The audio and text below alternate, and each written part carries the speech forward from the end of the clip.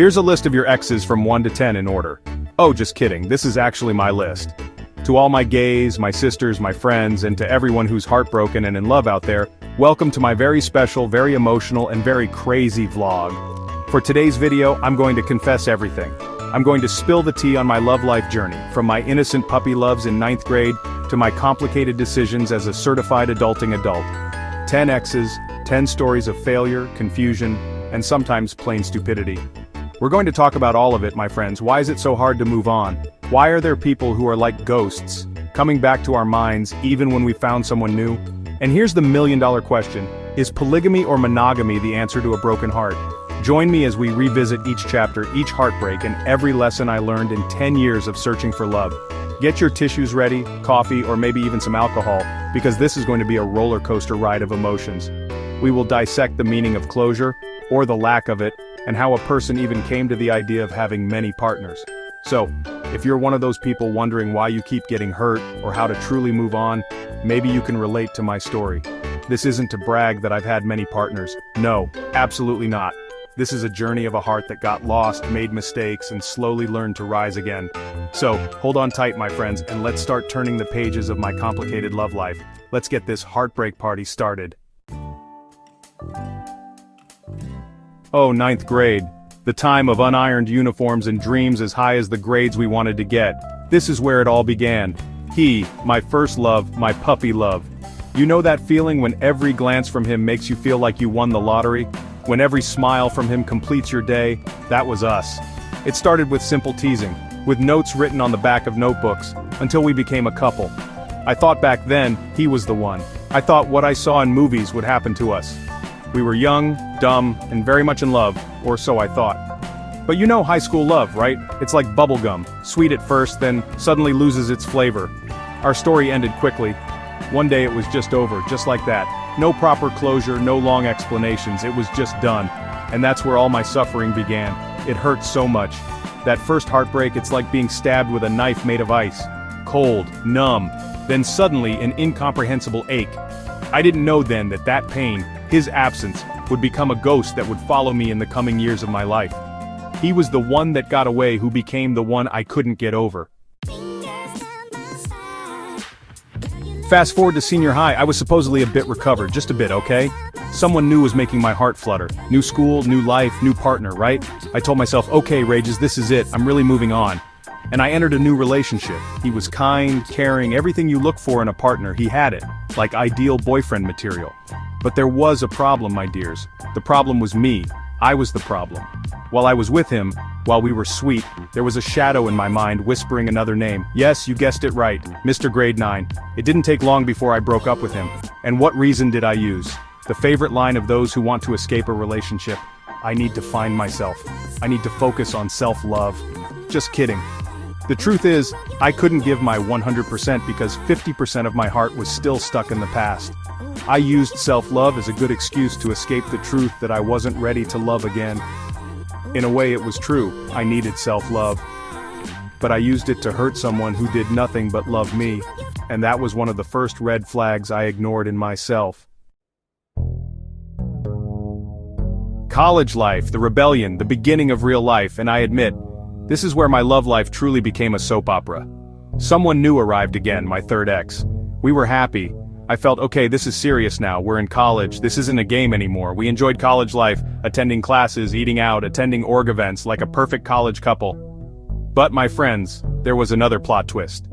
One night, while drinking with my friends, my first ex suddenly chatted me. Mr. Grade 9, the ghost of the past made his presence felt.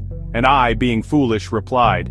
That's where the trouble began. While I was dating my third ex, I was chatting with my first ex.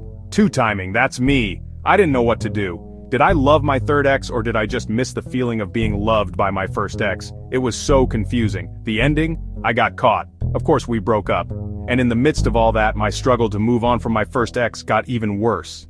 Because he gave me a little hope, then suddenly it was gone again. So here I am, single again.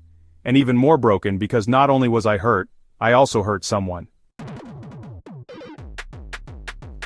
After the college fiasco, I said, I don't want to date for a while. Trauma is real. But you know, my mouth says one thing, my actions another. Here he comes. My fourth ex entered the scene. I met him, and from the start, it was a red flag.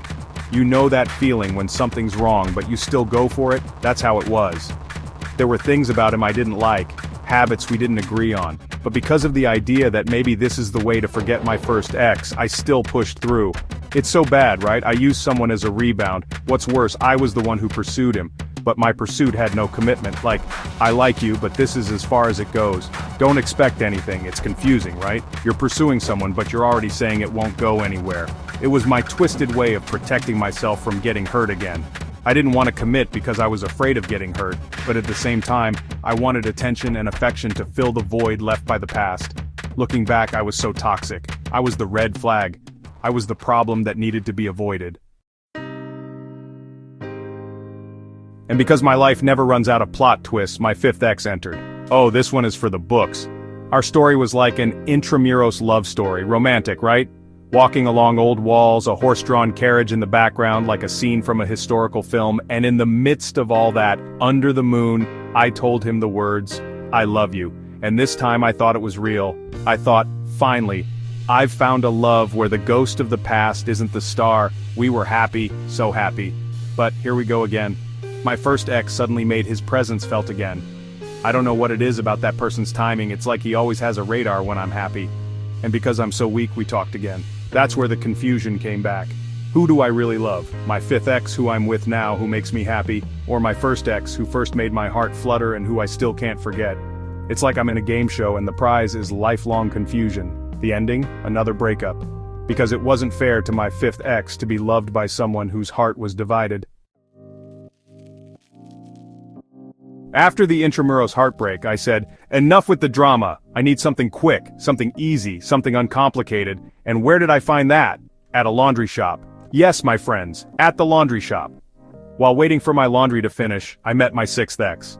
Things happened quickly. Talking, laughing, asking to hang out, then we became a couple. It was like a fast-forwarded relationship. I thought this was the answer. A relationship with no baggage, no history, no drama. But I quickly realized I was wrong. As time went on, as I tried to love him, I felt more and more that there was nothing there. I was just forcing myself. I was just using him as a distraction. He was like a rebound that I put a love label on just to say I've moved on.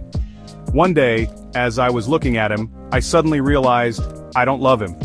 And that hurt, not just for him, but for me too. Because that's when I understood that no matter how many people come into your life, if you haven't fixed yourself, nothing will work out. Here we go, the story's leveling up. My seventh ex entered.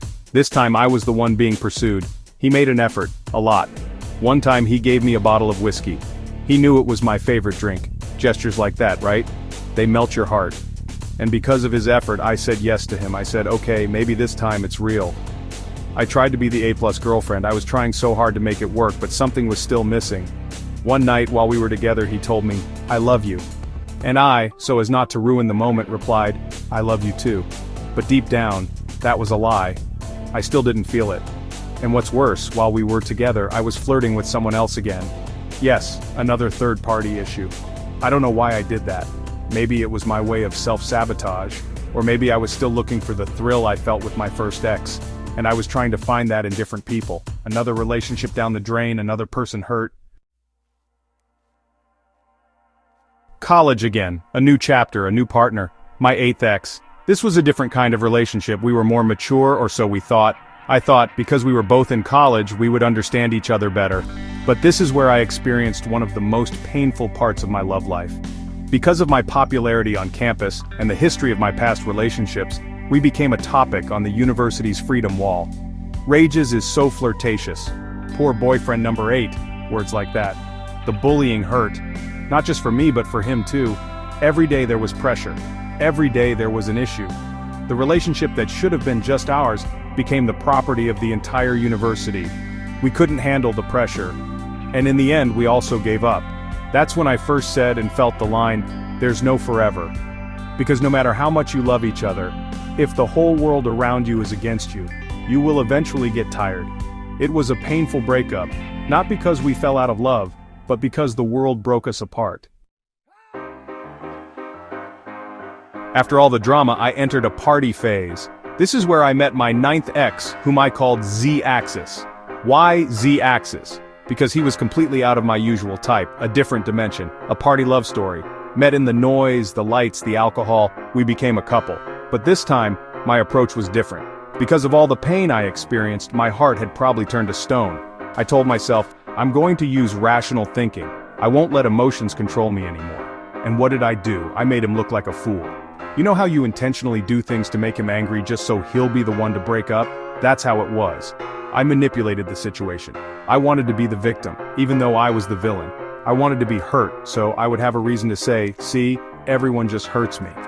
It was a twisted psychological game, and in the end, I got what I wanted.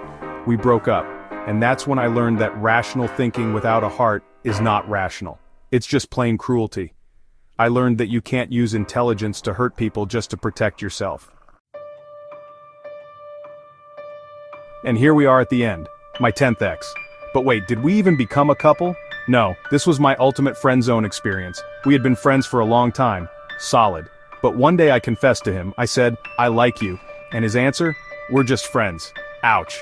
After 9 heartbreaks you'd think you'd be numb, but no, it still hurt. But instead of avoiding him, we became closer. We started talking about everything, including our pasts. I told him everything, from my first ex to Z-axis. And in those conversations, in analyzing 10 years of failed relationships, a radical idea entered my mind. I told him, what if polygamy is the answer? What if I love many people at the same time? Maybe that's the solution. Maybe I'm not meant for monogamy. Because if it's just one person, something's always missing. Something's always being sought. Maybe if I combine the different qualities of different people, maybe that's where I'll find completeness. It was a desperate, confusing, and controversial thought. And that became my decision to explore the idea of polygamy. So, there you have it. 10 stories, 10 failures, and 1 crazy conclusion. The question is polygamy really the answer? After much reflection, after talking to myself and my therapist, just kidding, I realized one thing. The problem wasn't my exes. The problem wasn't whether it was monogamy or polygamy. The real problem was me. Me who didn't know how to be alone. Me who was always looking for validation and love from other people to fill my own shortcomings. You don't need to find many partners to move on. You don't need to enter one relationship after another just to escape the pain. Sometimes, all you need is to stop, breathe, and face yourself. Moving on isn't about finding a replacement. It's about healing your own wounds. Self-love and focusing on yourself are healthier. Find out who you are, what you want, and what makes you happy without depending on other people. Invest in your own happiness. And polygamy, well, that's a complicated topic for another vlog maybe, but my advice to you, and to myself, before you enter any kind of relationship, make sure you are whole first. If you want polygamy, make sure it's legal and your intentions are pure, but it's still better to invest in yourself and enjoy life. Because true great love, my dears, is the love you give to yourself. That's unbeatable.